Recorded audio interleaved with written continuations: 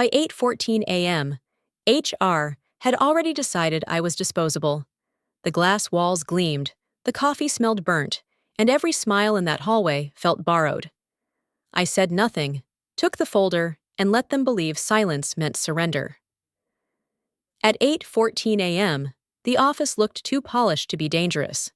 That was always the trick with places like Halbrecht and Vale. The floors shone like still water. The reception desk smelled faintly of lemon oil and money. Even the silence had a premium finish to it, soft and controlled, as if someone had signed off on its tone in a quarterly branding meeting. You could walk through those glass corridors and almost believe nothing ugly had ever happened there. Almost.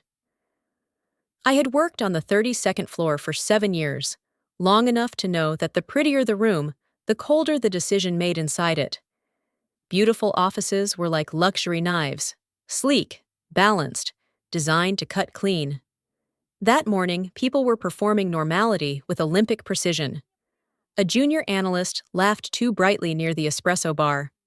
2 legal associates stood by the window, pretending to argue about an indemnity clause, but both of them went quiet when I walked past. My inbox was full, my calendar had been cleared without my permission, and someone from IT had tried to ping my system access at 8:03. Subtle, elegant, cowardly, very on brand. I kept walking. The compliance division sat at the far end of the floor, just beyond finance, where the carpets deepened in color and the artwork got more abstract the closer you moved toward executive territory. I always thought that was fitting. The higher people climbed in that company, the less they wanted anything on the walls to make literal sense. My badge still worked. That surprised me for exactly half a second. When I stepped into my office, the city outside my window was wrapped in pale silver light. Warsaw looked half awake, all glass and mist and old ambition. On my desk sat a neat gray folder I had not left there the night before. No note, no signature, just the folder, squared perfectly with the edge of my keyboard, like whoever placed it there wanted me to admire the symmetry before the insult. I didn't open it right away. Instead, I set my bag down, took off my coat, and looked around the room that had held so much of my life. It almost seemed rude for it to look so indifferent now.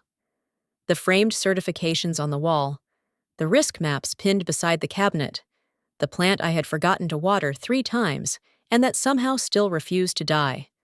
On the credenza sat 3 bound audit reviews, 2 industry awards, and 1 crystal plaque from the board, thanking me for exceptional discretion under regulatory pressure. Exceptional discretion. Corporate language was a museum of polished lies. They praised your discretion when what they really loved was your ability to clean up after men in expensive suits without making them feel messy. I finally opened the folder.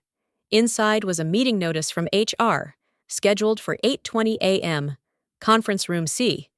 No agenda, no courtesy language, no please. Just my name, the room number, and a line at the bottom that made my mouth flatten into something that was not quite a smile. Attendance required. Of course it was. When people wanted to show you respect, they invited you. When they wanted to stage manage your humiliation, attendance became required. I checked the time, 4 minutes. Enough time to do one very important thing. I opened my laptop, typed in my password, and watched the system hesitate before letting me in. There it was again, that tiny pause. The almost invisible friction of a machine being told to reconsider whether it still belonged to you. My access dashboard loaded in sections. Mail, regulatory archive, incident trail, internal control register. Then, one window flashed amber for a fraction of a second before stabilizing. Interesting. I clicked into the overnight compliance alerts. 37 new entries, 12 low-grade, 9 procedural, 4 pending legal review, and 1 flagged chain attached to Project Caro, buried at 2:11 a.m., escalated at 6:02, unopened by executive review. Project Caro. My fingers went still above the keyboard. That name had been circling the building for months, like a storm no one wanted to admit was moving inland. On paper, it was a strategic expansion package: cross-border integration, vendor restructuring, accelerated approval pipeline. In plain English, it was the sort of project that made ambitious men speak faster, stand closer to windows, and forget that regulations were not decorative suggestions. I clicked the chain open. Half the files had been access restricted. That was new. Very new. I leaned back slowly, feeling the first real shift of the morning settle into my ribs. Not fear. Fear is noisy. This was quieter than that, sharper. The feeling of noticing that the room has been rearranged while you were still inside it. Someone was moving quickly, someone senior, and someone had made the tactical mistake of assuming I would leave before asking why. A soft knock tapped against my open door. I looked up. Nina from Internal Audit stood there with a paper cup in one hand and tension in both shoulders. She was 30, brilliant, careful with adjectives, and currently wearing the expression of someone who had accidentally walked into a theater 5 minutes before the tragedy. "Morning," she said. Debatable. That earned the smallest twitch of a smile. "I heard they moved your 9:30. They removed my entire morning." Her eyes flicked to the folder on my desk, then back to me. "So it's true." I let the silence answer for me. Nina stepped in, lowered her voice, and placed the coffee beside my laptop. "For what it's worth, finance got an overnight escalation tied to Caro.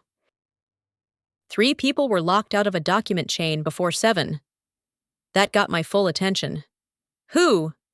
She hesitated. "Me, Daniel, and you."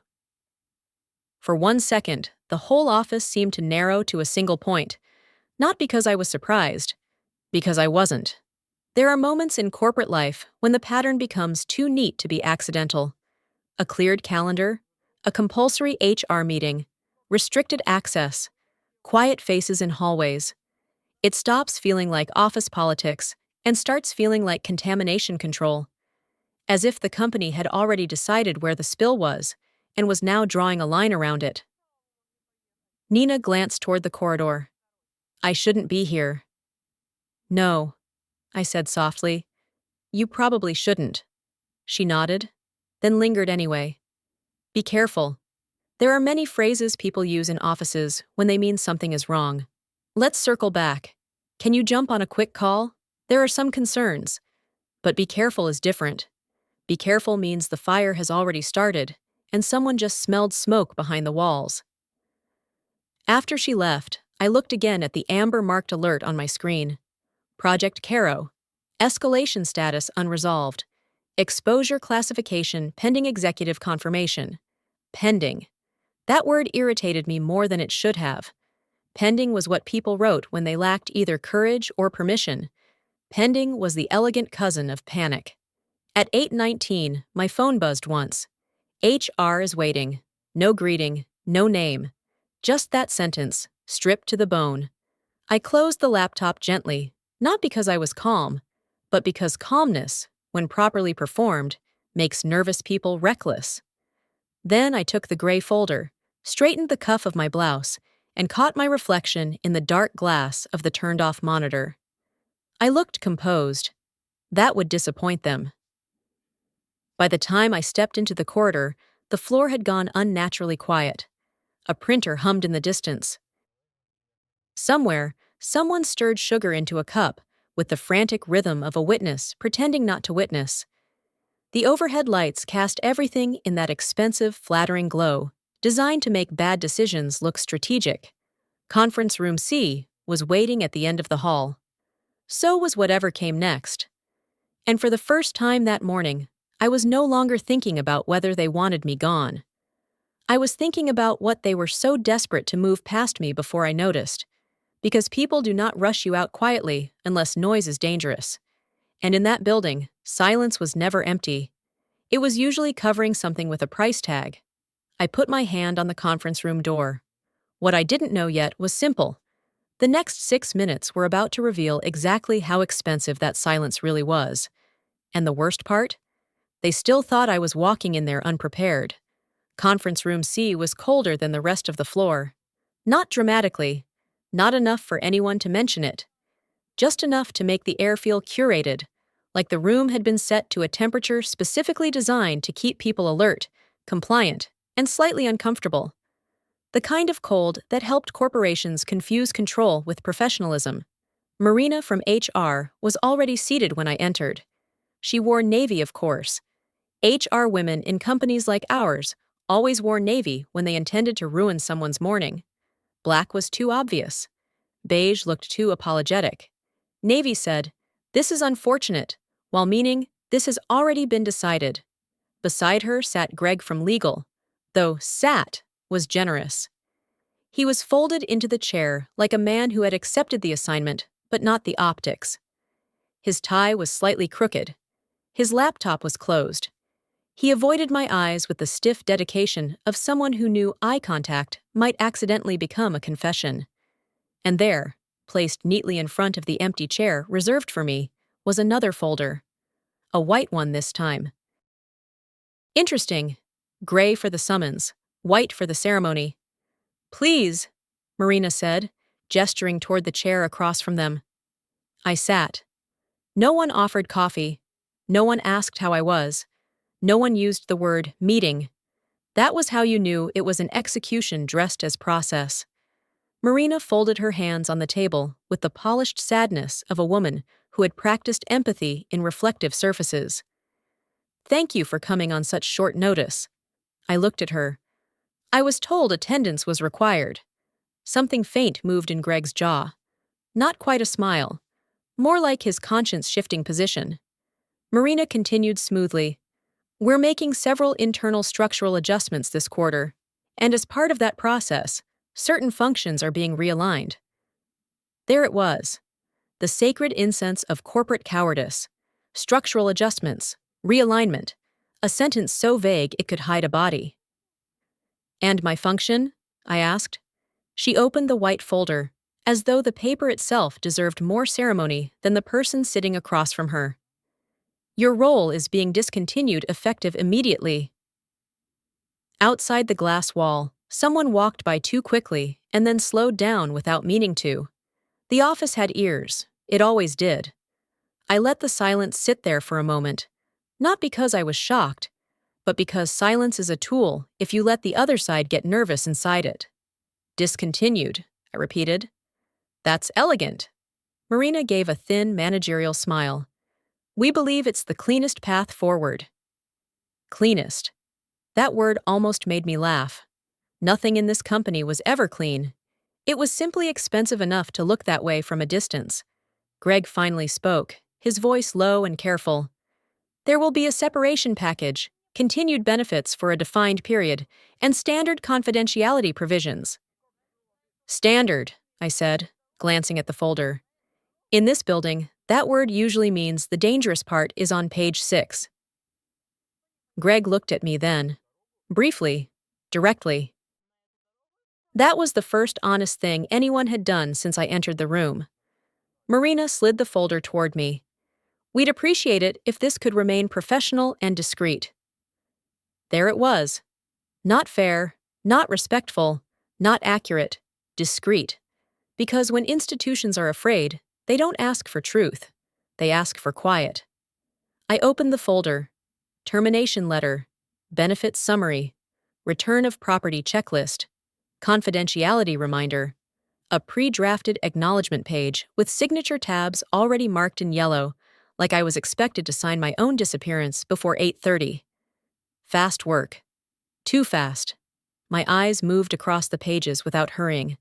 I could feel Marina watching for cracks in my face, waiting for anger, pleading, disbelief, something she could classify and manage. But emotions, in rooms like that, were used as evidence against you.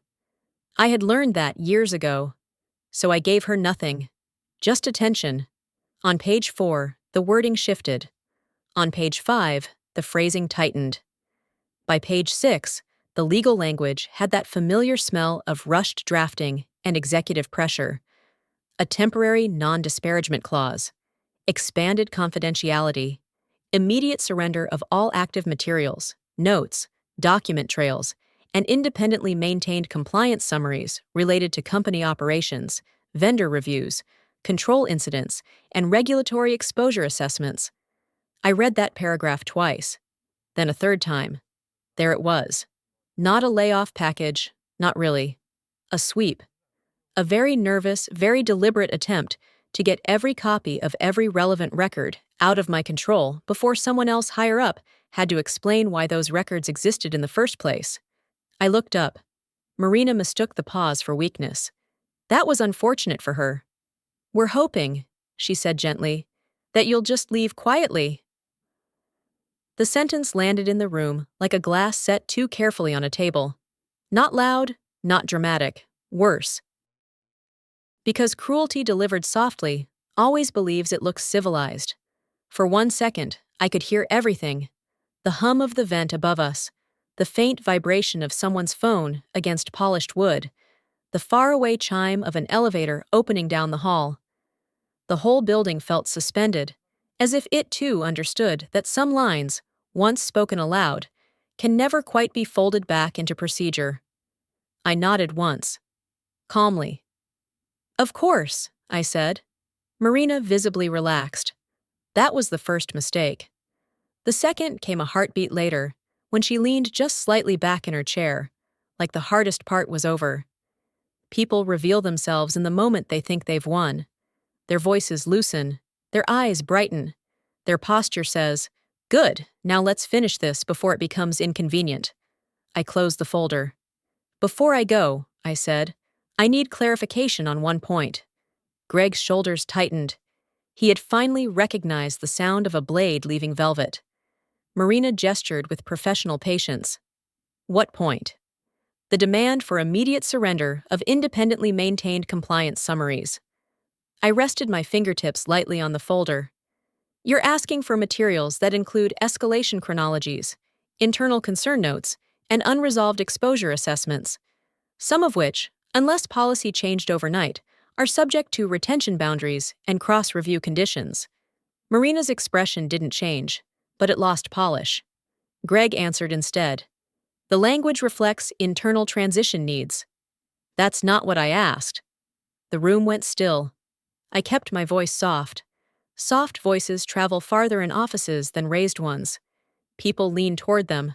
Panic leans first. "I asked whether policy changed overnight." Greg glanced at Marina. Marina glanced at the folder. Tiny movements. But in high-stakes rooms, tiny movements are thunder. "We're handling this through approved channels," Marina said. That was not an answer. So I gave her the courtesy of noticing. "Then you won't mind specifying which channel authorized collection of unresolved compliance exposure notes tied to active review?" Outside the room, someone stopped walking. I could feel it without looking. Bodies have their own radar for tension. An office can sense when a conversation turns from administrative to dangerous, the way animals sense weather. Marina's smile returned. Thinner now, brittle at the edges. "This is not the time to complicate a straightforward transition." Straightforward.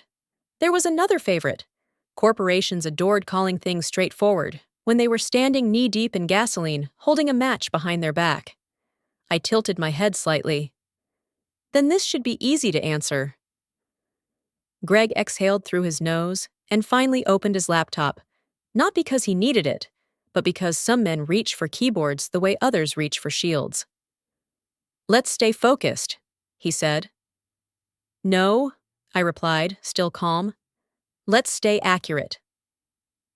That hit harder than volume ever could. Accuracy was a sacred word in compliance, a dangerous one, too. It stripped the makeup off decisions.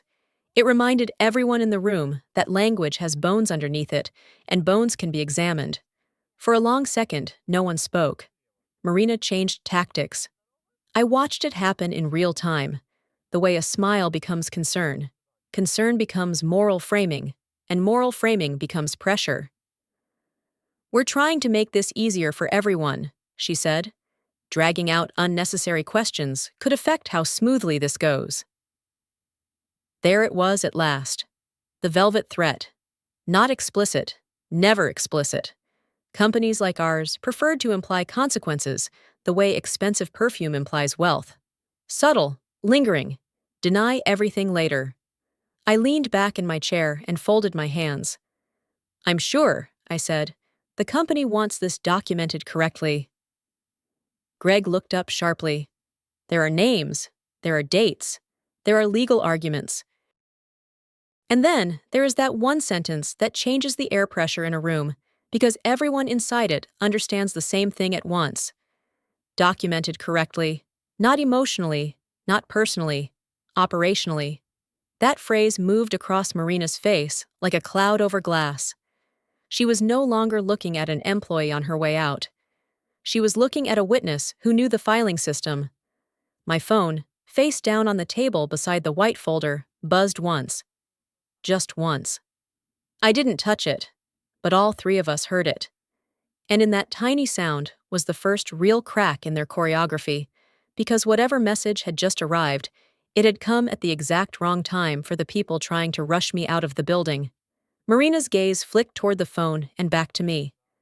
Greg's fingers froze above the keyboard. No one said anything. Then, from somewhere beyond the glass wall, hurried footsteps crossed the corridor toward finance. Fast. Unplanned. No longer polished. The building had changed tempo. And suddenly, the room didn't feel cold anymore. It felt watched. I lowered my eyes to the unopened message notification glowing faintly against the screen, and even before I touched it, I knew one thing with absolute certainty. Whatever had just reached my phone was not supposed to arrive before I signed. And once I read it, this would stop being an HR exit and start becoming something much more expensive. If you've ever watched someone stay calm while the whole room lied to itself, this story is for you. Subscribe now, because what happened next was not loud, not messy, and not emotional. It was precise. And when the truth finally reached the people who actually understood the cost, the entire tone of that morning changed. Leave a comment. In that room, who do you think was panicking first? HR, legal, or someone far above them? I picked up the phone. One message, no greeting, no punctuation, sent from Daniel in finance. CFO just requested Caro exposure file. Who locked the critical appendix? For a second, the words did not feel like text. They felt like a match dropped into dry paper. I read it once. Then again, slower. Not because I didn't understand it. Because I did. Across from me, Marina was still performing calm so hard it had become theatrical. Greg had the posture of a man trying to look useful while quietly regretting every life choice that had led him into Conference Room C at 8:20 on a Tuesday morning. And between us sat the white folder, all tidy paper and controlled language, as if the company could seal reality inside a signature tab. But reality had just texted me from finance. The CFO had requested the Caro exposure file, and the critical appendix was locked. That was not a routine administrative problem. That was an internal oxygen drop. I placed the phone face down again. Marina noticed the movement first. Is there an issue? I looked at her. There are moments when a person's title falls away before they realize it. When HR director becomes simply a woman in a navy blazer who has just discovered that the script in front of her may no longer control the scene. Marina was entering that moment one elegant breath at a time. Yes, I said. There may be. Greg's fingers moved toward his keyboard again. Fast this time, nervous. He was no longer hiding it well. Marina's voice stayed measured, but it had thinned. If there's something operational you need to hand over, we can coordinate that through the proper channel after this discussion. I almost admired the sentence. It was efficient, smooth, polite, and completely terrified. Operational? I repeated softly. That depends how we define operational. Greg cut in. Let's not dramatize this. I turned to him. A locked critical appendix attached to a CFO requested exposure file is not drama. It's timing. That landed. Not because it was loud, because it was exact. The best corporate lies are made of foggy words. Transition, realignment, process, alignment, communication. But the moment someone introduces a precise operational fact into the room, fog starts to burn off. Titles stop feeling protective. People begin hearing their own breathing. Marina folded her hands tighter. What exactly was in the message? Interesting. Not who sent it. Not why are you receiving it. Not that's inappropriate during a separation meeting. What exactly was in the message? So now she was hunting for damage. I let 2 beats pass before answering. Silence is expensive in executive buildings. The right kind makes people pay with tells. The CFO has requested the Caro exposure file, I said, and apparently the critical appendix is locked. Greg looked at Marina too quickly. There it was. A reflexive glance is often more honest than a confession. Marina kept her face composed, but the color at the edge of her neck shifted by half a shade. Tiny changes, almost decorative. But panic, in polished people, rarely arrives as chaos. It arrives as microscopic failures in symmetry. That may be unrelated, she said. I held her gaze. No, I said. It may not. Outside the glass wall, the corridor was no longer pretending to be normal. 2 people passed too fast. A third stopped near the printer and remained there for no reason at all. Somewhere farther down, I heard a door open sharply, then close with the sort of careful force people use when trying not to sound alarmed. The building had started listening to itself. Greg finally opened his laptop and typed. I'm checking. Please do, I said. He looked up, startled by how easily I had agreed. That is the problem with people who underestimate calm women in offices. They mistake stillness for passivity. They think because you are not flailing, you are not calculating. They confuse grace with surrender. They hear a soft voice and assume there is no steel behind it.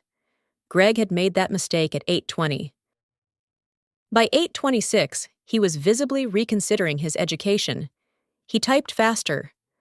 The reflection in his screen lit his face from below, giving him the weary look of a man interrogated by his own inbox. Marina turned toward him without fully turning, like someone trying not to seem interested in the result of a test that might decide whether her career survives the quarter. I said nothing. Sometimes the most aggressive thing you can do in a corporate room is remain perfectly available while other people unravel around incomplete facts. Greg swallowed. The appendix is under temporary restriction. By whom? I asked. He didn't answer immediately. That told me enough. By whom? I repeated. He shifted in his chair. Access was narrowed overnight pending executive review. Which executive? Marina stepped in quickly. This is no longer relevant to your employment status. Employment status. There it was again. The company reaching for a label the way frightened people reach for railings. I turned to her with the kind of calm that makes liars feel overdressed. With respect, Marina, the moment legal included active exposure materials in a same-hour surrender demand, you made it relevant. The room fell still. Greg stopped typing. Marina's jaw locked so briefly, most people would have missed it. I didn't. She had run out of soft phrasing. That was dangerous. Soft phrasing is what protects people like her from sounding like what they really are. Enforcers with better lighting. We are trying, she said carefully, to conclude this professionally. No, I said. You were trying to conclude it quietly. That one stayed in the air. It didn't need decoration. Truth rarely does. Beyond the glass, the printer woman finally moved. 2 analysts from finance crossed the corridor with tablets in hand, walking at the sharp, clipped pace of people carrying numbers that had turned from abstract to urgent. One of them glanced into the room, just for a second. But it was enough to confirm what I already knew. News was moving, fast. Project Caro was no longer sleeping inside document folders and midnight emails. It had reached executive bloodstream, and now the company's worst possible timing problem was sitting in front of HR with a white folder and an unsigned acknowledgement page. My phone buzzed again. This time, Marina flinched. I picked it up. Another message from Daniel. Appendix contains cross-border control exception memo. plus retention override notes. CFO, asking who removed compliance routing. Need answer now. I let out a slow breath through my nose. There are moments in corporate life when the shape of the truth becomes visible all at once, like a city skyline appearing when fog is suddenly cut by wind. Not every detail, not yet, but enough of the outline to understand the scale of what has been hidden. Cross-border control exception memo. Retention override notes. Compliance routing removed. That was no clerical mishap. That was architecture. Someone had not merely made a risky decision. Someone had tried to redesign the corridor through which the risk would normally travel. Quietly. Overnight. While the right people were being nudged away from their desks and into small cold rooms with white folders. I looked up from the phone. Greg had gone pale in the particular way lawyers do when they realize a future sentence may contain their name. Marina's voice came out flatter now. I need to ask that you refrain from engaging in live internal communication during this meeting. I almost smiled. Refrain, I repeated. That's a lovely word. This is a confidential process. So is compliance, I said. Her eyes sharpened. Mine did not. That imbalance unsettles people. When one side becomes more rigid and the other becomes more still, the rigid side starts to feel its own effort. Marina was beginning to hear how much labor her composure required. Greg cleared his throat. Say, if there's a procedural conflict, we can set a follow-up. A follow-up. The corporate equivalent of dragging a sheet over a broken mirror. No, I said, glancing at him. You can't. That startled both of them. I set the phone down carefully and folded my hands over the white folder, as if we were about to begin a much more honest meeting than the one they had planned. The CFO is asking who removed compliance routing from an active exposure file, I said, at this exact moment.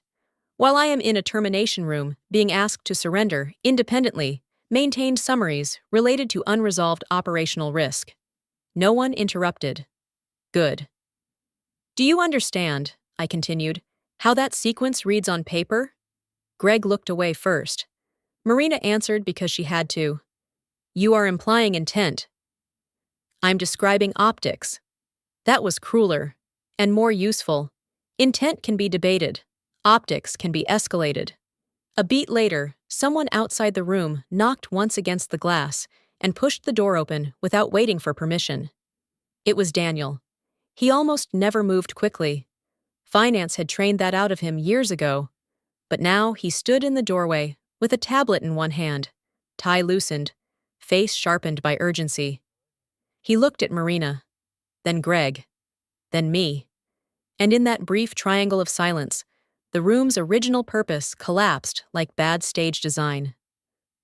Sorry, he said, though he did not sound sorry. CFO needs clarification immediately. Marina rose halfway from her chair. We're in the middle of a confidential... Daniel cut across her with the breathtaking recklessness of a man borrowing courage from superior panic. I'm sure you are, but the CFO is reviewing a $45 million compliance risk summary, and the appendix trail shows restricted routing at 2:11 a.m. He wants to know who authorized it before he calls external counsel. There it was. Not a rumor, not a concern, not a maybe. A dollar figure, a timestamp, a next escalation. The whole room changed shape. Greg stood so suddenly, his chair rolled back an inch. Marina's expression didn't fall apart, exactly. It froze too hard, which is almost the same thing in corporate environments.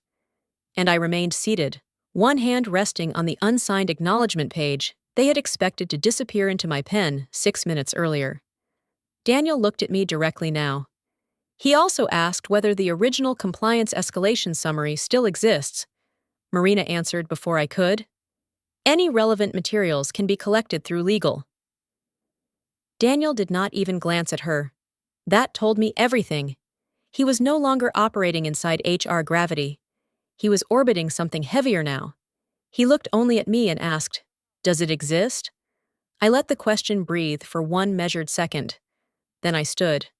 The white folder remained on the table, open to the page where my signature was supposed to make all of this simpler. "It exists," I said. No one moved.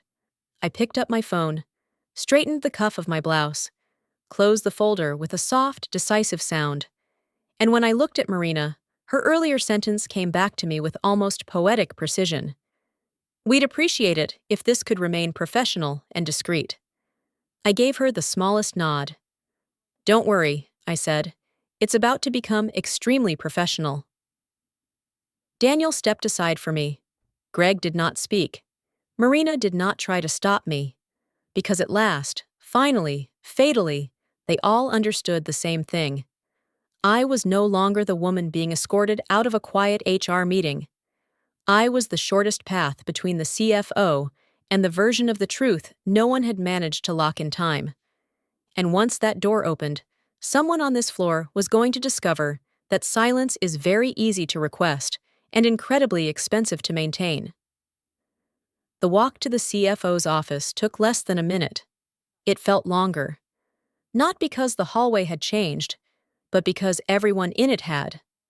Offices have their own weather systems, and by 8:29 a.m., the forecast on the 32nd floor had shifted from curated calm to pressure drop. You could see it in the shoulders, hear it in the footsteps, taste it in the air between people who suddenly stopped pretending they were discussing ordinary things. A door closed somewhere behind me. Two assistants stood near the corner, pretending to compare calendars, while watching me in the reflection of a framed abstract painting that looked, rather fittingly, like a storm seen through expensive glass. Daniel walked half a pace ahead, then half a pace behind, as if he wasn't sure whether he was escorting me or trying not to look like he was. No one spoke. There is a particular silence that lives only in corporate corridors when money and liability collide. It is not the silence of peace. It is the silence of polished people calculating how much they should already have known. We passed finance. Screens were lit. Chairs were occupied too rigidly. A managing director who never looked up from anything looked up from everything. Someone from Treasury was standing near a conference pod with two phones in hand, and the expression of a man who had just discovered numbers can, in fact, bleed. And then, through the glass of a side room, I saw Project Caro on a screen. A title slide. 3 columns. 1 red marker in the margin. Even from a distance, I recognized the formatting. Mine. That gave me no satisfaction, only clarity. Because once your work starts appearing in rooms you were meant to be removed from, the game is no longer about exclusion. It is about control of interpretation. They had not wanted me gone because I was irrelevant. They had wanted me gone because I was still attached to the meaning of what they were looking at. Daniel opened the CFO's door without knocking. That alone told me how far the morning had slipped. The office was large without being vulgar. Dark wood, clean lines. Windows stretching from floor to ceiling, turning the city into a polished gray backdrop. On the credenza sat 3 awards, a black stone clock, and 1 photograph in a silver frame turned slightly inward, as if even sentiment here had been instructed not to distract from performance. Elias Mercer stood at the far end of the room, jacket off, sleeves rolled once, reading from a tablet with the kind of stillness that should make ambitious people nervous. He was not loud by temperament. Men like him never needed to be. Their volume lived in consequences. At the small round meeting table by the window sat 2 others. Priya from External Risk Advisory, brought in 3 months earlier for process modernization, and Martin Keene, Deputy General Counsel, who had the expression of a man who wished very deeply to be in a different decade. Mercer looked up when I entered. His eyes moved from Daniel to me, then to the white folder still in my hand. That was all. No greeting, no theatrics, but something in the room recalibrated immediately. "Close the door," he said. Daniel did. Mercer set the tablet down on the table. "I'm told HR is in the middle of terminating the person who authored the last uncontested Caro escalation summary." I placed the white folder beside an empty chair. "That appears to be the current strategy," Priya looked down at her notes to hide what might have been the beginning of a smile. Martin did not look at anyone. Lawyers of his rank often develop a fascinating relationship with eye contact when timelines start becoming evidence. Mercer remained standing. Do you have the original summary? Yes. Do you have it here? No. He nodded once, as if that was the only intelligent answer I could have given. Good. Because if there is one thing I have learned about high-level finance people, it is this. They do not trust recklessness, even when it benefits them. A person who carries a document like that openly through an office at 8:30 a.m. is either panicking or performing. Neither inspires confidence. Mercer came closer to the table. Then let's be exact. At 2:11 a.m., routing was narrowed on the critical appendix to the Caro exposure file. At 6:02 a.m., a follow-up escalation was marked pending executive review. At 8:20 a.m., HR began processing your exit, including a request for surrender of independently maintained compliance summaries. I would like someone in this room to tell me that sequence is innocent. No one spoke. The city beyond the glass looked cold and far away. Trams moving, steel and fog. A clean morning for a dirty question. Mercer turned slightly toward Martin. Can you tell me it's innocent? Martin's throat moved once. I can tell you there may be administrative overlap that... Mercer cut him off with one small movement of his hand. It wasn't dramatic. It didn't need to be. The sentence died instantly, the way weak explanations die when they meet a person no longer interested in preserving them. Administrative overlap, Mercer repeated. That is not an answer. That is upholstery. Priya's pen stopped moving. Daniel stared at the tablet in front of him with the concentration of someone who understood perfectly that every word now spoken would live much longer than the meeting itself. Mercer looked at me. Walk me through Caro from the point at which this stopped being procedural and became dangerous. That is the difference between serious people and decorative ones. Decorative people ask for reassurance. Serious people ask for sequence. I sat down at the table. Not because I was invited to, because standing would have made this feel reactive, and I was done donating posture to other people's narratives. The white folder remained beside me, like a prop from a canceled play. Caro was never clean, I said, but it was still controllable until the cross-border vendor exception package was bundled with accelerated retention overrides. Priya looked up sharply. She knew what that meant. Mercer said, Go on. The company approved an integration pace that assumed reporting frictions could be narrowed without affecting exposure classification. That assumption was flawed from the start. Once the exception memo was drafted, routing should have widened, not narrowed. Instead, overnight, the critical appendix was restricted, and compliance routing was removed from the live escalation chain. Martin tried again. Removed is a strong characterization. I turned to him. Only if it wasn't removed.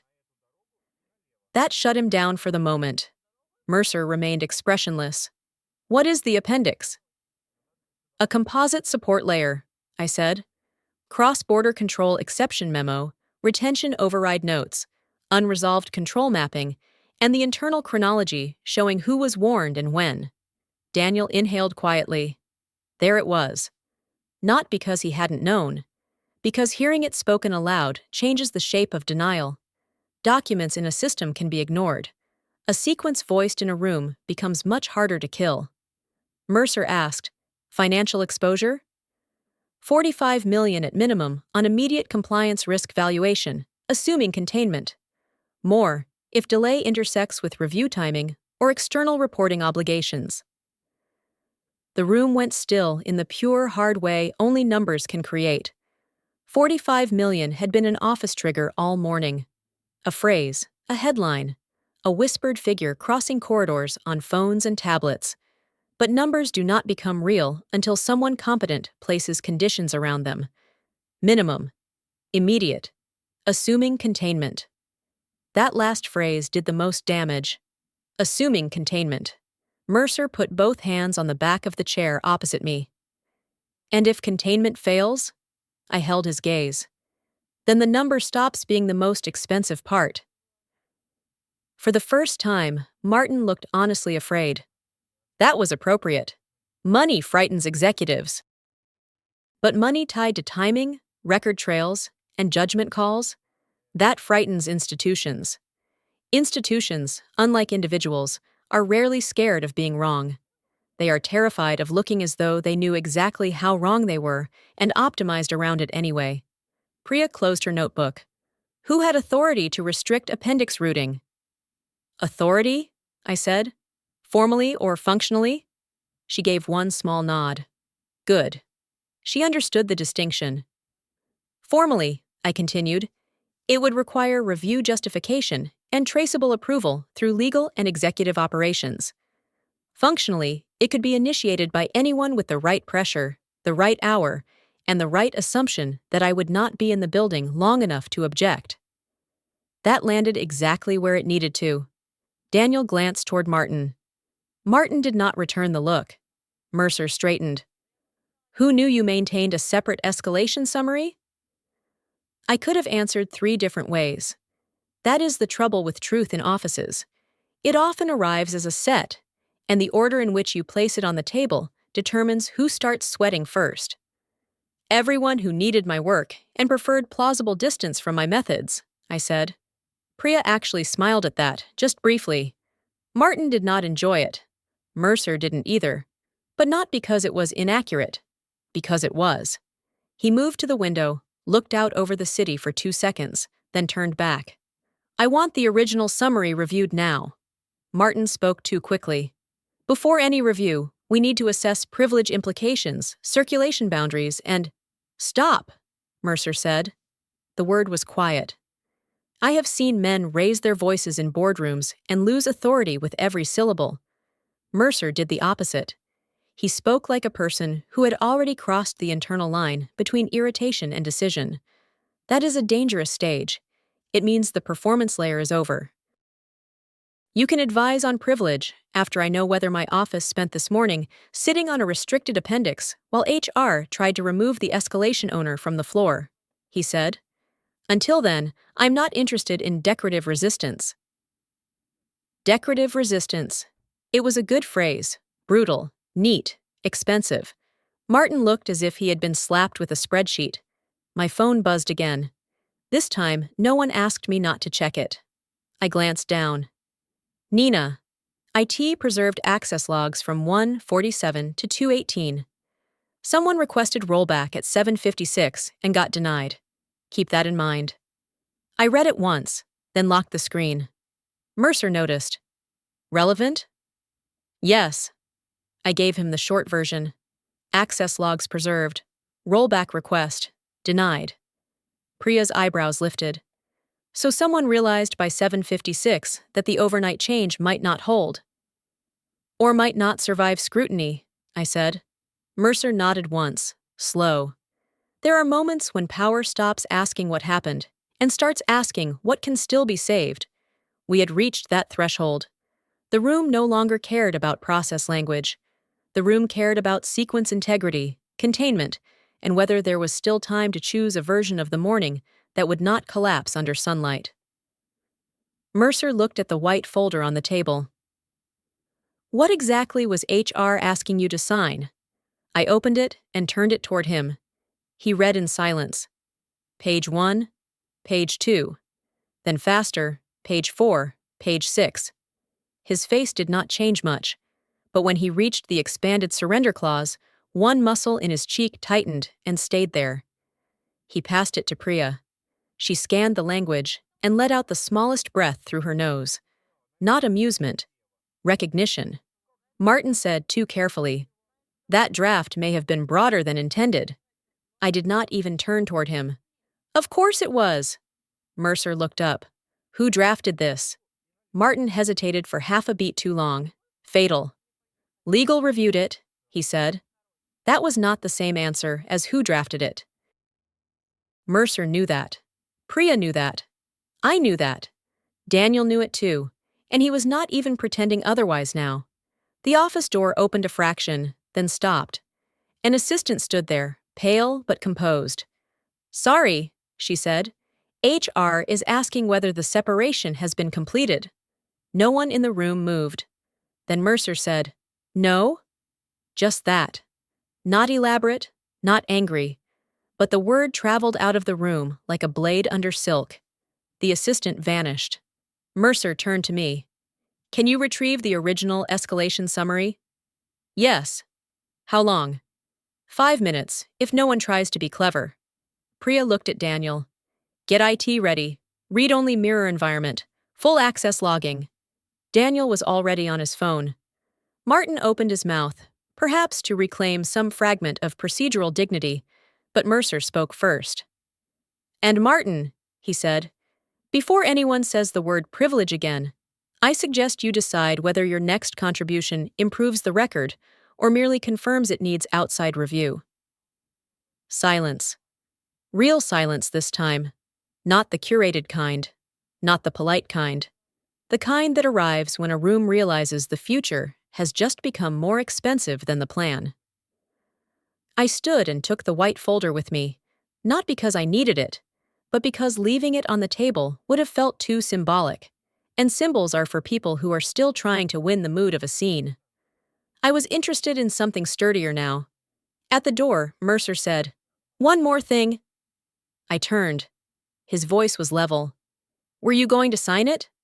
I looked down at the yellow tabs, the pre-marked places where I was meant to authorize my own neat disappearance. Then back at him. "No," I said. "I was going to read it." For the first time that morning, Priya laughed. Quietly. Once. Mercer did not. But something in his expression settled into a colder kind of respect. Good. Respect born from charm is decorative. Respect born from sequence is durable. Daniel opened the door for me, and as we stepped back into the corridor, the floor seemed to inhale. People looked away too late. Phones lowered too slowly. Somewhere near legal, someone had begun walking very fast in the wrong direction. The building knew. It did not know everything, not yet. But it knew enough to understand that the story HR had tried to finish in Conference Room C had not ended. It had only changed audience. And as I headed toward the secure archive to pull the original summary, one thought moved through me with the clean, hard certainty of steel under glass. They had spent the morning trying to control my exit, but now the only question that mattered was who had failed to control the record before I opened it. And when that record came back into the room, someone's carefully managed version of the truth was going to stop surviving contact with daylight. The secure archive was 2 doors past internal controls and 1 layer below executive aesthetics. That was always the irony. The higher floors got the glass, the walnut, the tasteful abstract paintings that looked like expensive confusion. But the things that actually mattered, the things that could outlive a title, a bonus, a reorganization memo, even a career, were stored behind plain doors with coded locks and bad lighting. Truth, in corporations, rarely lived where the decor was best. Daniel stayed with me as far as the access point. Nina was already there. She stood beside the terminal with her ID badge clipped perfectly straight, chin lifted a fraction higher than usual, as if posture alone might keep the morning from becoming legally historic. On the screen behind her glowed a read-only environment prepared by IT, mirrored exactly as Priya had requested. Full session logging, timestamps active, access trail preserved. Good. When people start behaving carefully around timestamps, it means the room has finally stopped pretending this is only about internal feelings. Nina handed me a tablet. "Mirror is clean. Legal has no right privileges in this instance. CFO's office is live on secured review link. External advisory read only. IT preserved the 147 to 218 sequence and the rollback denial at 7:56. She said it all in one breath. Daniel looked at her. "You've had a busy morning." She gave him the kind of small, tired smile people wear when history has chosen their calendar without asking permission. "I work in audit," she said. "Busy is when the printer jams. This is different." That almost made me laugh. Almost. I authenticated into the archive and pulled the original escalation summary. There it was. Not dramatic, not glowing, not wrapped in music or revelation. Just a file chain with sober labels, layered notes, retention markers, exception mapping, chronology tabs, and the one thing frightened organizations always hate most: continuity. Because continuity is what kills improvisation. An executive can explain away one email, a lawyer can soften one sentence, HR can package one person out of a building and call it restructuring, but a continuous trail? A living sequence showing who knew what, when they knew it, who narrowed access, who hesitated, who rerouted, who tried to roll it back before daylight? That stops being office politics. That becomes architecture. I opened the summary and felt the whole morning lock into place. The first warning had been logged 9 days earlier. Not explosive, not yet. A procedural irregularity tied to vendor-side control assumptions. Then came the cross-border exception memo, flagged 3 days later. Then the retention override notes. Then my own escalation summary, written cleanly, precisely, with every operational implication laid out in language so clear, it would have been almost rude if it weren't also necessary. Below that sat the internal chronology: names, times, forwarded cautions, deferred responses, review acknowledgments. And at 2:11 a.m., exactly where Daniel's message had pointed, the narrowing of the critical appendix routing. Not an accident, not a system hiccup, a choice. Daniel exhaled slowly beside me. There it is. Nina said nothing. Audit people go especially quiet when evidence stops being theoretical. I tapped open the routing log extension. The screen populated in ordered lines: user credentials, access layer, approval chain, exception routing, override marker. Then the final linkage rendered. Daniel went still. Nina leaned closer. And the smallest, coldest part of me, the part built over years of cleaning up elegant messes made by self-important men, felt not shock, but recognition. Because once again, the ugliest thing in the room was not the risk itself. It was the vanity that had tried to outsmart the record. The override authorization hadn't originated in compliance. It hadn't originated in IT. And it hadn't been cleanly housed inside legal review either. It had been pushed through executive operations under provisional handling language: temporary, narrow, deniable, with supporting review stamped by Martin's office and linked to a workflow sponsor I had suspected, but not yet seen in black and white. Owen Kessler, Chief Operating Officer. Of course, there are always people in corporations who mistake momentum for immunity. Owen was one of those men. Fast talker, sharp suits, perfectly timed concern. The kind of executive who used phrases like commercial agility when what he really meant was, "I don't like being slowed down by reality." He was adored by people who confused velocity with intelligence. And now his name sat inside a logged chain attached to a $45 million compliance risk exposure. Daniel read it twice. He signed operational handling? Provisional handling, I said. Which is worse. It means someone wanted movement without ownership. Nina's eyes stayed on the screen. Martin's office reviewed the narrowing language. Yes, I said quietly. And HR tried to remove the escalation owner from the floor before the CFO saw the intact chain. No one spoke after that, because once a pattern becomes visible, repeating it out loud feels almost unnecessary. The facts arrange themselves. The room starts doing the math emotionally, even before finance does it financially. My secure line buzzed. Mercer. I answered on audio only. Tell me you have it, he said. I do. A pause. Not long. Just long enough to hear decision hardening on the other end. Bring it, he said. When we returned to the CFO's office, the atmosphere had changed again. The first version of that room had held tension. The second had held urgency. This version held consequence. Priya was standing now, jacket off, sleeves folded once, reading from printed extracts that Daniel must have sent ahead. Martin remained at the table, but something essential had left his posture. He looked less like counsel now, and more like a man seated too close to his own future footnotes. Mercer didn't ask for greetings. He asked for the file. I placed the tablet on the table, mirrored the chronology to the larger display, and watched the room absorb the sequence in silence. 9 days of warnings, 3 days of narrowing judgment, overnight routing restriction, rollback request denied at 7:56, HR termination sequence at 8:20. It was all there. Not loud, not emotional. Devastating anyway. Priya spoke first. "This is coordinated," Martin started. "That characterization—" Mercer looked at him once. Martin stopped. The city outside the windows was brighter now. Morning had fully arrived, and with it that merciless corporate phenomenon, visibility. There is something almost cruel about sunlight in executive offices. It makes everything look cleaner than it is. Mercer reviewed the screen line by line. He did not rush. That was the most unsettling part. Panic hurries. Serious fallout slows down. He read the way a surgeon palpates damage, carefully, without theater, already calculating what must be removed to keep the institution alive. When he reached Owen Kessler's authorization marker, he said nothing for a long time.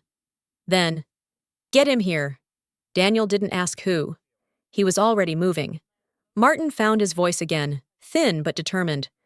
"Before anyone escalates this beyond internal review, we need to consider governance sequence, exposure framing, and whether these records are being interpreted in their proper context."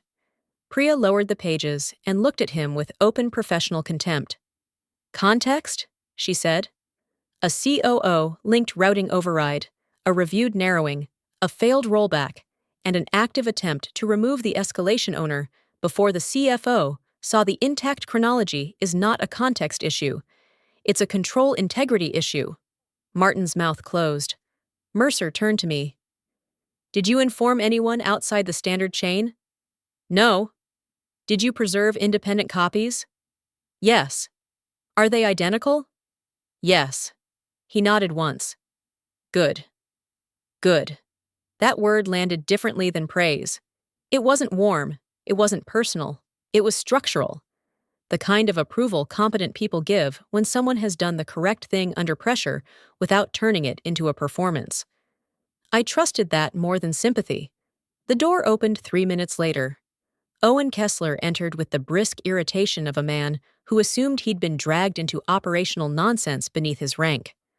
Tall, immaculate, expensive in the way that suggests both confidence and insulation. He took in the room, the faces, the display screen, and finally me. That was the moment he understood. Not everything. Enough. His expression didn't collapse. Men like Owen trained too long for that. But a subtle rearrangement moved across his face, like a polished surface discovering a crack from underneath. "Elias," he said, aiming for calm, "I'm told there's concern over Caro routing." Concern. There it was. The first coward synonym of the hour. Mercer didn't invite him to sit. "We are past concern," he said. "We are at explanation." Owen glanced at the screen. I watched his eyes pause at the timeline, then at the provisional handling marker, then at the name field. His own. He recovered quickly. That too was expected. "This was an interim operational measure," he said. Caro was moving on compressed timing. We had duplicate escalation noise, cross-functional friction, and a need to stabilize executive review. Duplicate escalation noise. I almost admired the audacity. To call a documented compliance chain noise in front of the CFO while the evidence was still glowing on the wall behind him. It was either arrogance or muscle memory. With Owen, it was usually both. Priya said, "And HR terminating the escalation owner during that stabilization period was what, exactly? Scheduling coincidence?" Owen's jaw shifted. "I had no involvement in any HR decision." That was carefully phrased. Not I didn't know. Not I opposed it. Not that should never have happened. Just no involvement. Mercer heard it too. "Martin," he said, without taking his eyes off Owen. Did your office review narrowing language tied to this chain? Martin swallowed once. Yes, but with the understanding that it was temporary and subject to. Mercer cut in. Did your office know HR was processing her exit this morning? Silence. The kind that answers. Owen moved first. That is an unfair conflation. No, I said quietly. It's a clean one. Every eye in the room shifted toward me. I kept my voice level. A risk chain was narrowed. A rollback was attempted and denied. The escalation owner was put into termination procedure with expanded surrender language covering unresolved exposure materials. The CFO requested the intact file only because finance noticed the appendix lock before the morning finished burying it. I let that sit. Then I added, call it whatever helps you sleep. On paper, it still reads the same. That did it. Not because I sounded angry. Because I didn't. Anger can be managed. Sequence cannot.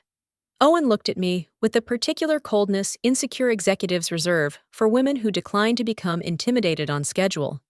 You're making this sound intentional, Mercer answered before I could.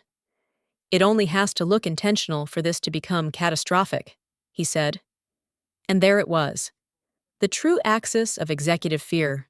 Not morality, not fairness, not even money first.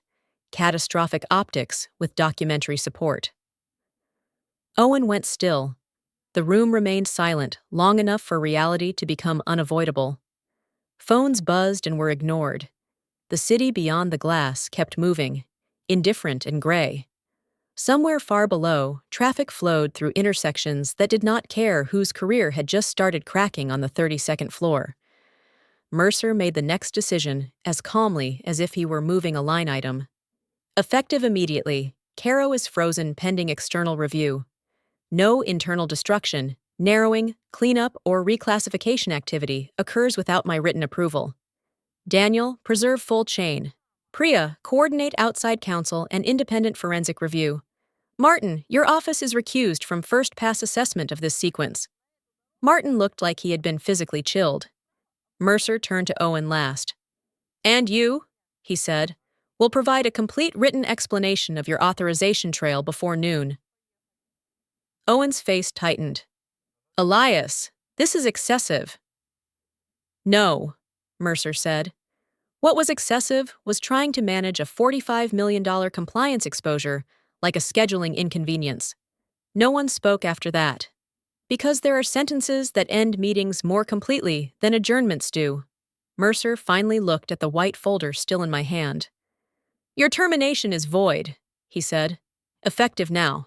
HR will be informed. Void, such a simple word. But after a morning built on polished euphemisms, transition, discretion, structural adjustment, professional separation, void sounded almost beautiful, clean, legal, merciless. I set the folder on the table. For a moment, nobody touched it. Then Priya reached over, turned it face down, and slid it aside as if removing something mildly contaminated from a dining surface. That nearly made Daniel smile. Owen said my name then, the way people do when they realize too late that the person they had tried to move quietly has become central to the record. I looked at him, but I didn't answer. He had spent too much of the morning operating under the fantasy that silence belonged to him. It didn't. It never had. Mercer gave a final instruction, and the room broke into motion around it. Calls placed, access holds issued, review trails launched. The machine, having failed to suppress the truth, was now reorganizing itself around surviving it. I stepped back from the table. No applause, no dramatic apology, no grand vindication speech. Real office victories almost never look like cinema.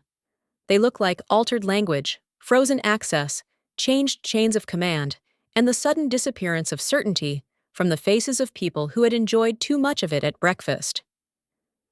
As I turned toward the door, Mercer said, "One more thing." I paused. He glanced at the display, then at me. "Next time someone tells you to leave quietly?" The room waited. I looked at the white folder, at the yellow tabs, at the signatures that never happened, at Owen, standing very still beside the evidence he had hoped would stay blurred, at Martin, now studying the table as though wood grain might offer an appeal, at Daniel and Nina, both upright, both alert, both understanding exactly how narrow this morning had been. Then I answered. "I'll do exactly what I did today," I said. "I'll stay calm and read everything."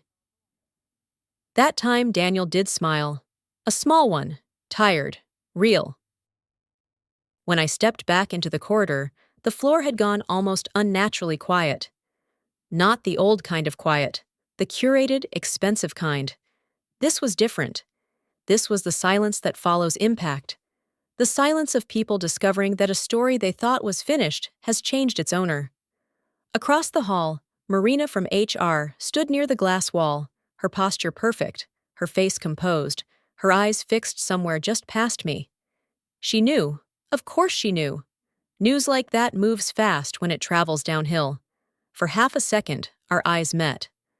I gave her a polite nod. Nothing more. No scene, no cruelty, no speech. Because the truth had already done the expensive part. And as I walked back toward my office, through the bright corridor, where every reflective surface now seemed a little less flattering than it had at 8:14 a.m., one thought moved through me with absolute clarity. They had asked for quiet because they thought quiet would bury me. But in the end, quiet buried the version of events they were trying so hard to keep alive. And that was the thing people like Marina, Martin, and Owen never understood until it was too late. Silence is only useful when the record is weak. This time, the record was stronger.